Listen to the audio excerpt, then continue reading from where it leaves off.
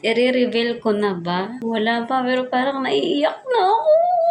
Nung pumasok kasi ako sa mundo ng pag-affiliate, hindi ko alam bigit magkakaresulta ba ako sa pagiging TikTok affiliate. Minsan kasi, nag-ano din ako sa sarili ko na baka walang mangyari sa akin dito.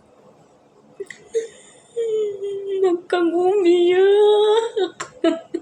Sabi ko, baka walang mangyari sa akin dito. Baka masayang lang lahat ng pagod, puyat, at mga iyak ko dito. Sabi ko, kumiyak eh.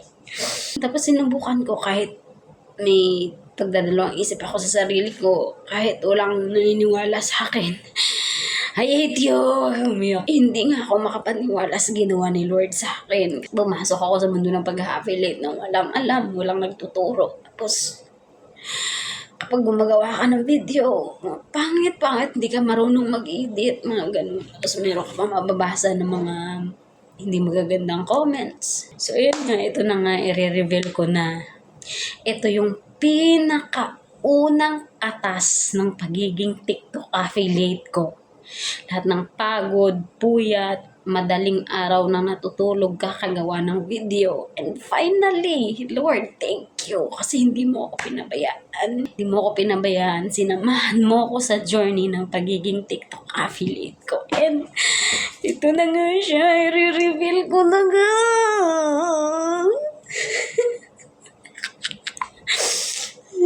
Bigit ko siya.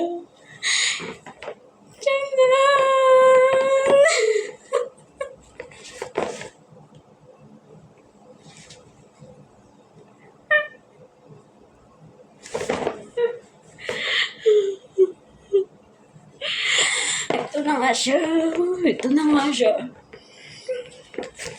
Ito yung unang katas ng pagiging TikTok affiliate ko. Ito na yun. Although meron naman akong nabili galing sa pagiging TikTok affiliate ko. Pero para sa akin, ito talaga yung the best. Ito talaga yung pinakamagandang regalo na binigay ni Lord sa akin. Para sa akin, hindi to galing sa akin.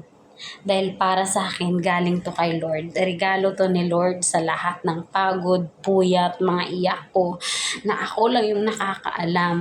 Mga sinasabi nila na honor student ka, bakit nagbebenta ka lang dyan sa TikTok? Pero, this is it! Merong regalo si Lord sa akin.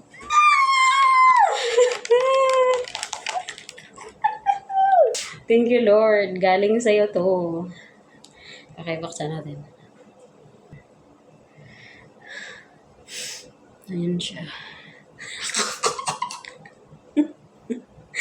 Oh my God, ang smooth. Binili ko to dahil nga merong problem na yung cellphone ko. Baka kasi sabihin nyo na may cellphone ka naman, ba't bumili ka pa? Eto kasing cellphone na ginagamit ko sa pag-take ng video ngayon, eto kasi nahihirapan akong mag-edit sa cellphone na to. Kasi alam mo yung feeling na patapos ka ng mag-edit tapos biglang magbabak. So ayun, mag-i-edit ka na naman ulit, mag-uumpisa ka na naman ulit, mag-voice over ka na naman ulit. And naghahang na rin siya, naglalag na rin siya at minsan, nagkukusa na siyang nagtatype ate ko na parang may multo yung cellphone ko na yan. Kaya ito na yung best. Check natin yung camera. Let's check the camera. Oh my God, sobrang linaw.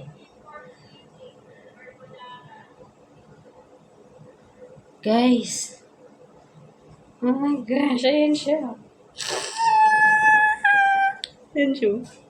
Yan lang, bye!